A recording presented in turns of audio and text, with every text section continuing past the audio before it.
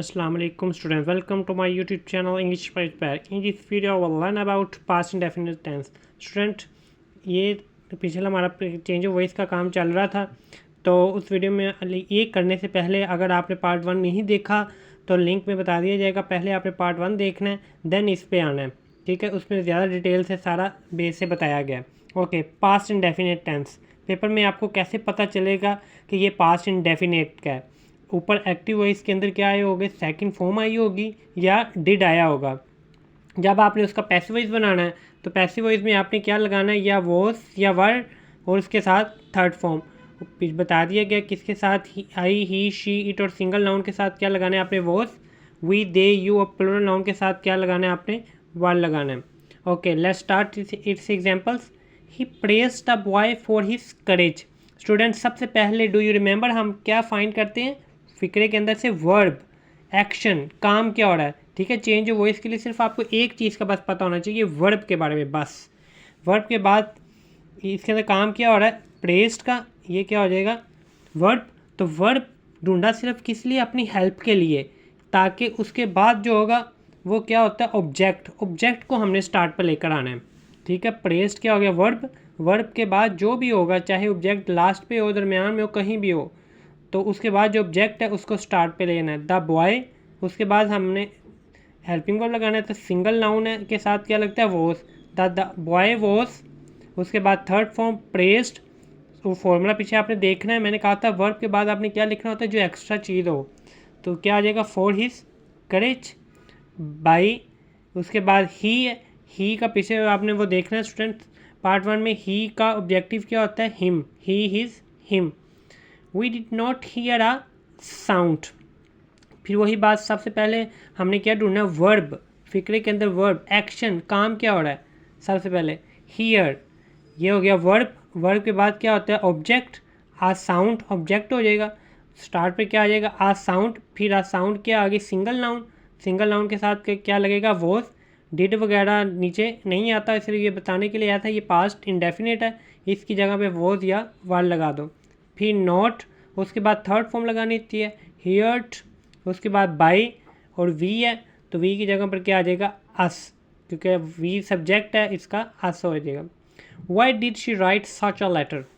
सबसे पहले फिक्रे में वही बात, आपने क्या ढूंढना है, वर्ब ढूंढना है। वर्ब क्या हो गया, इसमें काम क्या हो रहा है, राइट। उसके बाद सच अ लेटर, ये क्या हो गया, ऑब्जेक्ट। स्टार्ट पर ऑब्जेक्ट नहीं आना होता है, लेकिन फिक्रा कौन सा है, इंट्रोगेटिव है, सवालिया। तो सवालिया फिक्रा कहते ही उसको है जिसके स्टार्ट पर कोई ना कोई हेल्पिंग वर्ब आया हो। अगर WH वाला है तो WH एज इट ही आ जाएगा, वाई वैसे ही। उसके बाद स्टार्ट पर या तो आना था वोज या वर, वोज आएगा या वार आएगा, किसको देखे पता चलेगा, ऑब्जेक्ट को।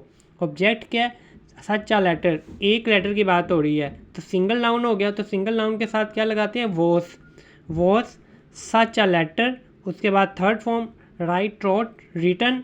फिर बाय, फिर शी था, शी का ऑब्जेक्टिव क्या हो जाएगा, हर। Okay, past continuous. अब पास्ट कॉन्टीन्यूस का पेपर में कैसे पता चलेगा, वॉज या वर ऊपर आया होगा, उसके साथ फोर्थ फॉर्म लिखी हुई है, तो आपने समझ जाना ये पास्ट कॉन्टीन्यूस का है। तो उसका पैसिव वॉइस बनाने के लिए वॉज या वर आएगा, उसके साथ बीइंग, फिर थर्ड फॉर्म। ING वाला मैंने कहा था कोई भी टेंस आ जाए एक्टिव वॉइस में, उसके पैसिव वॉइस में आपने बीइंग लगाना ही लगाना है। The teacher was helping the student. सबसे पहले इस फिक्रे में स्टूडेंट देखो क्या फाइंड करेंगे, वर्ब, शाबाश।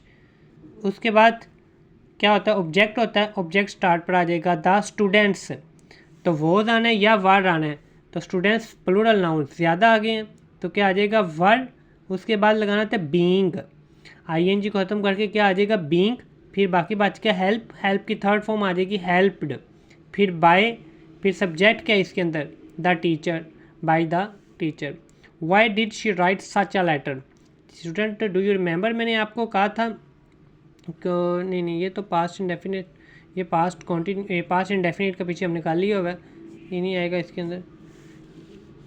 Okay, past perfect tense. Past perfect tense के अंदर क्या होता है, had plus third form use होती है एक्टिव वॉइस के अंदर। जब आपने इसका पैसिव वॉइस बनाना है तो क्या लगाना है, had been plus third form. He had told me to do it. Student, ये कंफ्यूज करने वाला फिक्रा है। स्टूडेंट, बच्चे क्या करेंगे, इट को स्टार्ट पर ले आएंगे, लेकिन हमने पहले ही देखना है वर्ब, हैड टोल्ड, टोल्ड क्या हो गया, वर्ब, वर्ब ढूंढना है हमने, वर्ब के बाद क्या होता है, ऑब्जेक्ट, मी ऑब्जेक्ट हो गया, मी ऑब्जेक्टिव हालत है, तो जब मी की सब्जेक्टिव क्या होती है, आई हैड बीन, उसके बाद टोल्ड, फिर एक्स्ट्रा, ये हो गया एक्स्ट्रा, टू डू इट, फिर बाई फॉर्मूला के मुताबिक, फिर ही सब्जेक्ट है तो उसका ऑब्जेक्ट क्या हो जाएगा, हिम।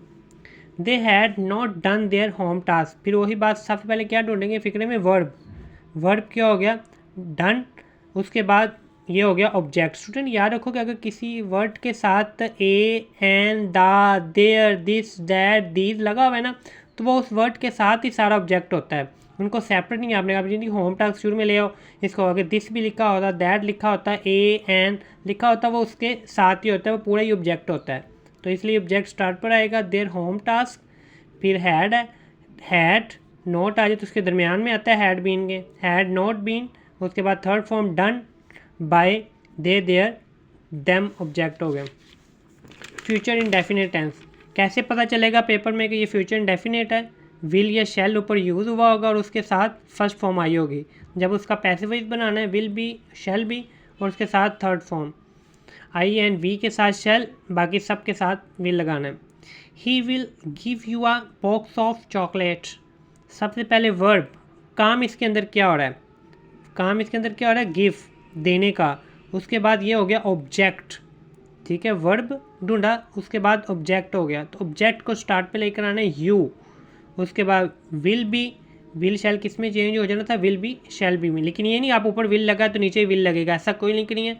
शुरू में अगर इधर आई होता तो हमने शैल बी लगाना था, अगर वी होता तो शैल बी, लेकिन आया यू है तो इसलिए विल बी। उसके बाद गिव की थर्ड फॉर्म गिवन, उसके बाद आपने क्या लगाना होता है, जो एक्स्ट्रा होता है, वर्ब के बाद पीछे फॉर्मूला आपने पार्ट 1 से अच्छी तरह स्टूडेंट देख लेना है, उधर से आपका ज़्यादा कॉन्सेप्ट क्लियर होगा।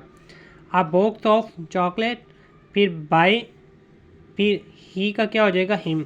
Who will oppose you, part 1 में बताया हुआ था कि WH वाले कोई भी होते हैं उनको स्टार्ट पर वैसे ही आपने लिख देना होता है, लेकिन सिर्फ हु होता है वो आप बदल के बाय हुम हो जाता है, सिर्फ हु बदलता है बाकी कुछ नहीं बदलता, बाय हुम, फिर विल या शैल चेंज होना था, विल या शैल लाना है, ये वर्ब, ये ऑब्जेक्ट, ऑब्जेक्ट को देके पता चलेगा, यू है शुरू में आना था, यू के साथ विल लगता है इसलिए विल यू बी, अपोज की थर्ड फॉर्म क्या हो जाएगी, opposed.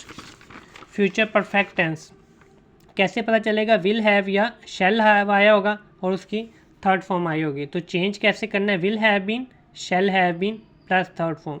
We shall have kill the snake, सबसे पहले वर्ब, काम इसके अंदर क्या हो रहा है, किल, मारने का, उसके बाद क्या हो गया ऑब्जेक्ट, ऑब्जेक्ट स्टार्ट पर आ जाएगा, द स्नेक। अब ये नहीं देखो आपको जी ऊपर शैल यूज़ हुआ था नीचे भी शैल आएगा, ऐसा नहीं है, ऊपर वी था तो वी के साथ शैल लगाते हैं, लेकिन अब हमारा जो सब्जेक्ट बना हुआ है वो क्या है, द स्नेक, तो उसके साथ क्या लगेगा, विल हैव बीन किल्ड, फिर बाय, वी का क्या आ जाएगा, we shall have finished our work by March next. इसके अंदर वर्ब ढूंढो, पहले वर्ब क्या हो गया, फिनिश, उसके बाद आवर वर्क, आवर वर्क क्या हो जाएगा, object, our work will have been finished, फिर extra, by March next, by us. Imperative sentence कौन से होते हैं स्टूडेंट, जिसमें कोई ऑर्डर वगैरह दिया जाए, उसका भी अक्सर ऐसे वही आ जाता है, उसका फॉर्मूला सिंपल देख लो आपको खुद ही आ जाएंगे। सबसे पहले आप जब उसने आपने पैसिव वॉइस बनाना है, सबसे पहले लेट लिखना है, फिर ऑब्जेक्ट, फिर बी, फिर थर्ड फॉर्म। अब ये देखो, ओपन द डोर, सबसे पहले वर्ब, ये ऑब्जेक्ट, कैसे पता चलेगा पेपर में कि ये इम्पेरेटिव है, उसमें सब्जेक्ट या प्रोनाउन नहीं होता, डायरेक्ट ऑर्डर दिया जाएगा, open the door, give me glass of water, go there, sit down. Verb से फिक्रा स्टार्ट होता है हमेशा, इम्पेरेटिव जहाँ जो फिक्रा वर्ब से शुरू हो रहा हो ना, आपने समझ जाना है ये इम्पेरेटिव सेंटेंस है।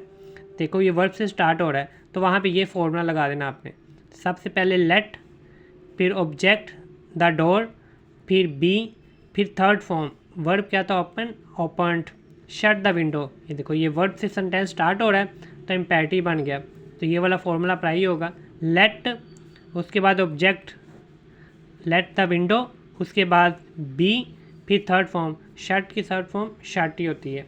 ठीक है स्टूडेंट, ये था पार्ट 2, लेकिन पार्ट 1 मैं आपको फिर बता रहा हूँ, उसको आपने ज़्यादा अच्छी तरह देखना है क्योंकि सारा डिटेल के साथ उधर बताया गया है। उसके बाद अगर आप ये करोगे तो आपको ईजी हो जाएगा, अगर वैसे समझ लग रही है तो वेल एंड गुड, अगर नहीं तो पहले पार्ट 1 देख लो ताकि कॉन्सेप्ट अच्छी तरह क्लियर हो जाए। फिर भी कोई प्रॉब्लम हो तो कमेंट्स में पूछ लिया करें। And don't forget to like, subscribe and share with your friends. Thank you.